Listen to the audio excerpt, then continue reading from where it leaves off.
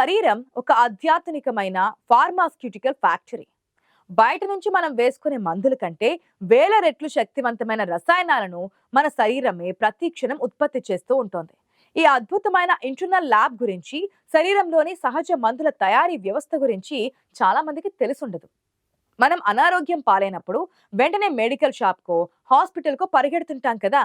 కానీ మనకు తెలియని విషయం ఏంటంటే, ప్రపంచంలోని ఏ ఫార్మా కంపెనీ కూడా తయారు చేయలేనంత స్వచ్ఛమైన, శక్తివంతమైన మందులను మన శరీరం నిరంతరం ఉత్పత్తి చేస్తూనే ఉంటుంది. ప్రకృతి మనిషిని సృష్టించినప్పుడే లోపల ఒక అద్భుతమైన సెల్ఫ్ హీలింగ్ మెకానిజంను ఏర్పాటు చేసింది. మన శరీరంలోని ఈ మందుల ఫ్యాక్టరీ పనిచేయడం ఆగిపోతే బయట నుంచి మనం ఎన్ని మందులు వేసుకున్నా ఫలితం ఉండదట. ఉదాహరణకు మన మెదడును తీసుకుంటే అది కేవలం ఆలోచనలకు మాత్రమే కాదు, అద్భుతమైన రసాయనాల ఉత్పత్తికి నిలయంగా ఉంటుంది. మనం సంతోషంగా ఉన్నప్పుడు, వ్యాయామం చేసినప్పుడు మెదడు ఎండార్ఫిన్లు అనే రసాయనాలను విడుదల చేస్తోంది. ఇవి మార్ఫిన్ కంటే శక్తివంతమైన పెయిన్ కిల్లర్స్ అని సైన్స్ చెబుతోంది. అంటే మన నొప్పిని తగ్గించడానికి శరీరమే ఒక సహజమైన ఔషధాన్ని తయారు చేస్తుందన్నమాట. అలాగే నిద్రలో మన శరీరం విడుదల చేసే మెలటోనిన్ అనే ఒక శక్తివంతమైన యాంటీ ఆక్సిడెంట్ గా పనిచేసే కణాలను మరమ్మత్తు చేస్తోంది. మన అంతర్గత వ్యవస్థ ఎంత పటిష్టంగా ఉంటుందంటే, ఒక వైరస్ శరీరంలోకి ప్రవేశించగానే దానికి వ్యతిరేకంగా యాంటీబాడీస్ అనే కస్టమైజ్డ్ మందులను మన రోగనిరోధక వ్యవస్థ క్షణాల్లో తయారు చేయడం మొదలు పెడుతోంది. ఈ సహజ సిద్ధమైన మందుల తయారీ వ్యవస్థ గురించి లోతుగా అధ్యయనం చేస్తే మన శరీరం ఒక ఇంజనీరింగ్ అద్భుతమని అర్థమవుతోంది. శరీరంలోని మందుల ఫ్యాక్టరీల గురించి మాట్లాడుకున్నప్పుడు లివర్ లేదా కాలేయం గురించి ప్రత్యేకంగా చెప్పుకోవాలి. దీనిని శరీరంలో సహజ సిద్ధంగా ఏర్పడిన అతిపెద్ద కెమికల్ ల్యాబ్ అని పిలుస్తారు. కాలేయం చేసే పనులు చూస్తే ఆధునిక విజ్ఞాన శాస్త్రం కూడా ఆశ్చర్యపోతోంది. మనం తిన్న ఆహారం నుండి పోషకాలను వేరు చేయడం మాత్రమే కాదు, రక్తంలో ఉండే విషతూల్యాలను శుద్ధి చేసే డిటాక్సిఫికేషన్ ప్రక్రియను కూడా ఇది నిరంతరం నిర్వహిస్తూ ఉంటుంది.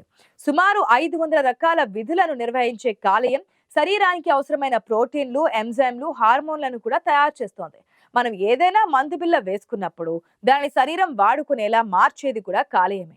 అలాగే మనం మోతాదుకు మించి మద్యం సేవించినప్పుడు శరీరానికి హానికరం కాకుండా కాపాడేది కూడా ఈ అంగమే అవడం విశేషం. ఎప్పుడైతే అది పని చేయకుండా ఉండిపోతుందో శరీరం నిర్జీవం అవుతోంది. అంతేకాదు, కాలేయం సహకరించకపోతే మనం బయట నుంచి తీసుకునే ఏ మందు కూడా పనిచేయదు. అలాగే మన పేగుల్లో ఉండే కోట్ల కొద్ది మైక్రోబియం అనబడే బ్యాక్టీరియాలు విటమిన్లను, ముఖ్యంగా విటమిన్ కే, బి12లను తయారు చేస్తాయి.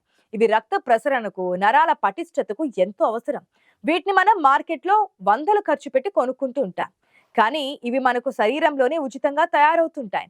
ఇక్కడ కావాల్సిందల్లా శరీరానికి ఆ పనిని నిర్వహించడానికి సమయం ఇవ్వడమే.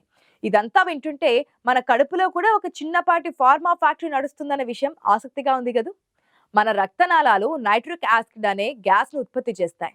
ఇది రక్తపోటును నియంత్రించడంలో కీలక పాత్ర పోషిస్తుంటాయి. ఆధునిక వైద్యంలో హృదయ సంబంధ వ్యాధులకు ఇచ్చే మందులు చేసే పనిని మన శరీరం సహజంగానే చేస్తూ ఉంటుంది. ఈ వ్యవస్థలన్నీ సమన్వయంతో పనిచేయడం వల్లే మనం ఆరోగ్యంగా, జీవంతో ఉండగలుగుతున్నాం. మరో ఆసక్తికరమైన విషయం ఏంటంటే, మన భావోద్వేగాలు కూడా ఈ మందుల ఫ్యాక్టరీని ప్రభావితం చేస్తాయట. దీనినే సైన్స్ పరంగా చూస్తే ప్లెసిబో ఎఫెక్ట్ అని పిలుస్తూ ఉంటారు. అంటే మనం ఏదైనా మందు వేసుకోకపోయినా నేను నయమైపోతున్నాను అనే బలమైన నమ్మకం మనలో నిండుగా ఉంటే మన మెదడు వెంటనే ఆ నమ్మకాన్ని నిజం చేసే రసాయనాలను విడుదల చేస్తుందట.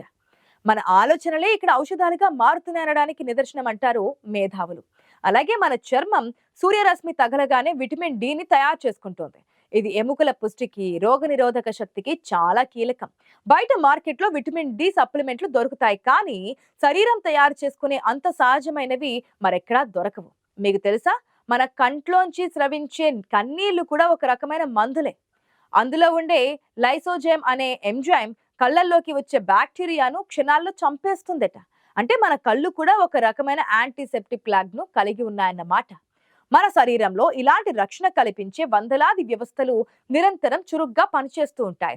ఈ సహజ మందుల ఉత్పత్తి సజావుగా సాగాలంటే మనం చేయాల్సిందల్లా శరీరానికి సరైన విశ్రాంతిని, పోషక ఆహారాన్ని, తగినంత నీటిని అందించడం మాత్రమే. మన జీవనశైలి సరిగ్గా లేనప్పుడు ఈ ఫ్యాక్టరీలో ఉత్పత్తి తగ్గిపోతుంది. అప్పుడే మనం బయటి మందుల మీద ఆధారపడాల్సి ఉంటుంది. అందుకే మన పెద్దలు చెబుతూ ఉంటారు, జబ్బు చేసినప్పుడు ఉపవాసం ఉండడం ద్వారా కూడా నయం చేసుకోవచ్చు అని. దానినే లంకనం, దివ్య ఔషధం అంటారు. అంటే శరీరమే తన వ్యాధులను నయం చేసుకుంటుందన్నమాట. సరైన సమయంలో తగిన మోతాదులో నిద్రపోవడం కూడా శరీరం తనను తాను సర్దుబాటు చేసుకుంటుందని శాస్త్రజ్ఞులు కనుగొన్నారు. అందుకే జబ్బు చేసినప్పుడు పరిమిత ఆహారంతో పాటు త్వరగా నిద్రపోవడం మంచి ఫలితాలను ఇస్తోంది. ప్రకృతి మన శరీరంలో ఏర్పాటు చేసిన ఈ వ్యవస్థ ప్రతి జీవిలోనూ కనిపిస్తోంది.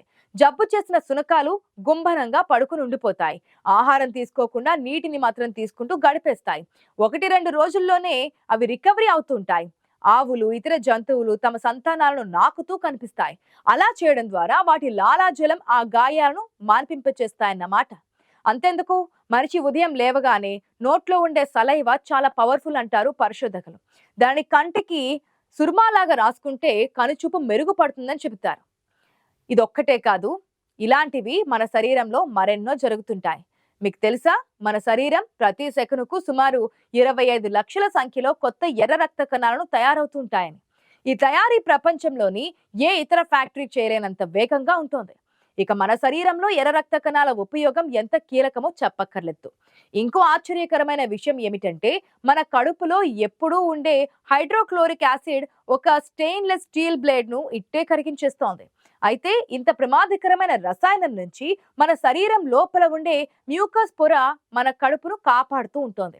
ఇంకో గమ్మత్తైన విషయం ఏంటంటే, మనిషి శరీరంలో ఉన్న రక్తనాళాలన్నింటినీ విడదీసి వరుసగా పెడితే అవి భూమిని 2.5 సార్లు చుట్టేయగలవన్నమాట. ఇంత పెద్ద నెట్వర్క్ లో ప్రతి చోట రసాయన చర్యలు జరుగుతూనే ఉన్నాయి. మన ఊపిరితిత్తుల లోపల భాగం మొత్తం విడదీస్తే ఒక టెన్నిస్ కోర్ట్ అంత విస్తీర్ణంలో ఉంటుంది.